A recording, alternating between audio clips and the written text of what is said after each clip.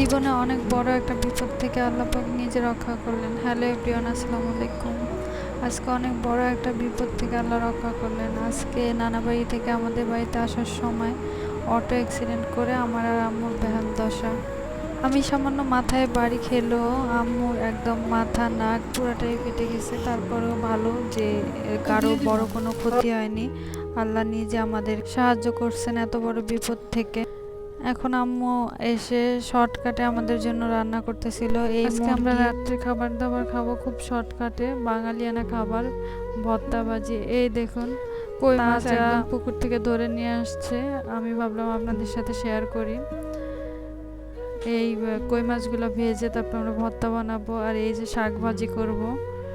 আসলে এইসব খাবারের মধ্যে যেই তৃপ্তি স্বাদ ওগুলা বিরিয়ানি বা ভালো কোনো খাবারেও নেই।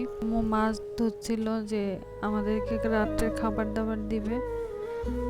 আসলে অনেক মিস করব, গ্রাম থেকে যখন চলে যাব তখন খুব খারাপ লাগবে আর ভিডিওগুলো দেখবো।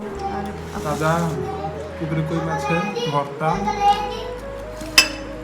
খেতে তাজা শাক, মরিচ, ভাত, ইলিশ মাছ ভুনা, পুকুরের তাজা ইলিশ মাছ ভুনা। এটা বলে সবাই আসবে।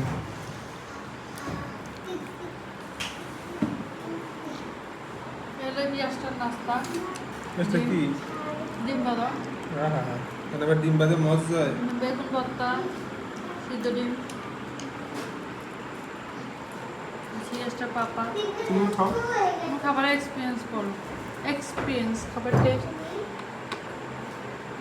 কেমন লাগছে? এক্সপিরিয়েন্স ভালো লাগছে। মাছে ভাতে বাঙালি।